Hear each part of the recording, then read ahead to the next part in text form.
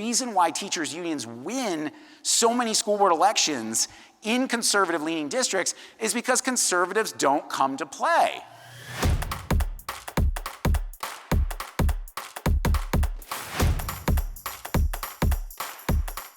Parents are fighting back, and teachers like yourself are fighting back to try and lend some voice to other groups in local education politics. So on my most recent survey, I replicated that question I showed you earlier when I said, in every school board survey that's been done, board members say teachers are the most active group. For the first time I've ever seen in the data, parents edged out teachers' unions, right? Think about that for a minute. That's a big deal.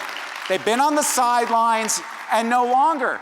And so what does that look like? What would I sort of encourage reform-minded people to do? I think Governor DeSantis really showed some smart political skill here in what he did in those low turnout school board primaries in August of 2022. So Florida holds its school board elections in August, and then if a candidate isn't selected and there's a runoff, it goes to November.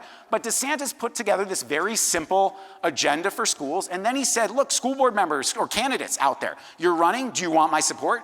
Do you want a DeSantis endorsement? And do you want some cash to help you? And those that were willing to say, hey, I agree with your proposals here, DeSantis went out and campaigned on behalf of them. Now, why is this a big deal? It's a big deal because in the past, the reason why teachers' unions win so many school board elections in conservative-leaning districts is because conservatives don't come to play. And this showed you that all it took was one well-known figure to go out there to make a local evening news story. People were crying foul. That was the thing that really got me. Why is he being criticized for getting involved in school board elections? You would think that unions had not been involved. Where were these reporters for 30 years when unions were dominating these elections? Well, what happened? Well, this is what happened. I was really lucky. I'd happened to be tracking how union-endorsed candidates did in school districts where DeSantis made an endorsement before he did.